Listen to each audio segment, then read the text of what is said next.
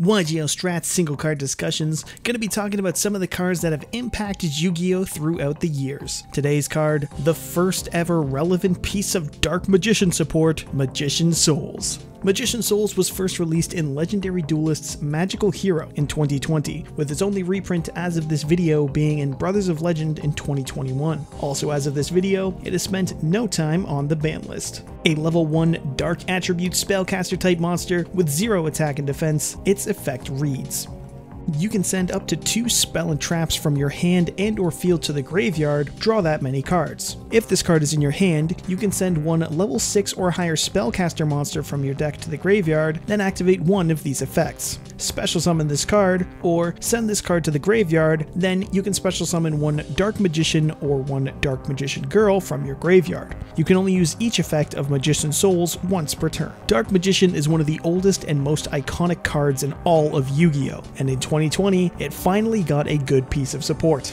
Not for Dark Magician, mind you, although it is very solid in its own deck, it was good in other actually competitively viable decks. The first one was in SPYRAL. Because Magician Souls just needs to send a high-level spellcaster and not anything specific to Dark Magician, it meant it paired perfectly with Master Plan. And since SPYRAL has no trouble searching out its spell and traps with Quick Fix, one of which is a trap that can be banished to revive a Spiral from grave, it also comboed off by using the draw effect to get those traps in the grave for more extension, and in doing so enabled Master Plan, who again enabled more extension. Magician Souls was so good for SPYRAL that it single-handedly put SPYRAL back into the meta, with the deck topping the next event after its release. And it became such a strong contender that again, even after its Tier 0 stint in 2017, Konami had to hit SPYRAL on the ban list, finally getting rid of Master Plan and crippling the deck. But that wasn't Souls' only run in the meta. In 2020, in the middle of the Adamancipator, Eldritch, Linkross, Hulk combos, Souls found its way into the top tiers again. Being a free body on field by main decking a Garnet, its draw effect was used again to get Eldritch traps into the grave, to help get tuners like Jet Synchron from your deck by drawing them, and the 2 cards would then be used to make the previously mentioned Halka-Vibrax and inevitable Linkross combos. And since Eldritch traps essentially float from the graveyard, it not only helped to reach tuners or disruption cards, it also set up the entire Eldritch engine. Once again, its meta deck got hit, with Jet Synchron and Linkross being banned, and it falling out of relevance.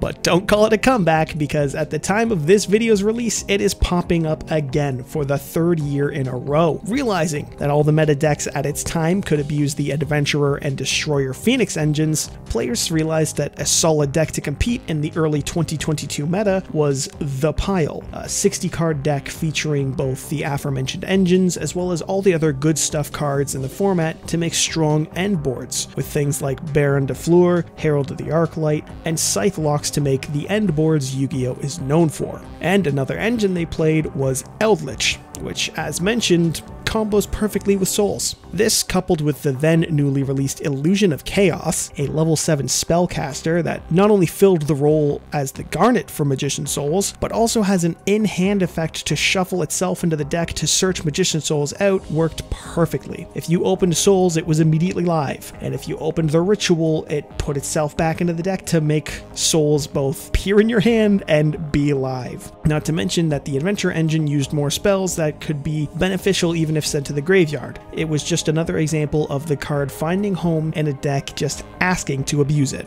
Like I've said, Magician Souls only needs a high-level spellcaster to summon itself, which makes it incredibly splashable as a free body, and special thanks to its searchability from Illusion of Chaos, or if you're playing a deck that already has high-level spellcasters, it fits right in. That, and with the draw effect always being useful for deck thinning, it makes it very appealing for a variety of decks. Its genericness has, as of this video, found its place in 2 top-tier decks to date, and a 3rd very competent one, if not also top-tier itself. And it almost certainly will find its home in more decks like them in the future. Time will tell if it gets those decks bans too, as this thing is apparently just a Grim Reaper of sorts for the deck it's played in. So if your favorite deck does start playing this card and then seeing meta play, I'd be a little bit worried. Overall, it's a great generic monster with a strong and versatile effect, one that's just asking to be abused. A fact I'm sure Dark Magician players hate, seeing as how on release it was over $100 per copy, and with its only reprint out of this video being $60 or, $180 for the playset, still hurts having to buy it.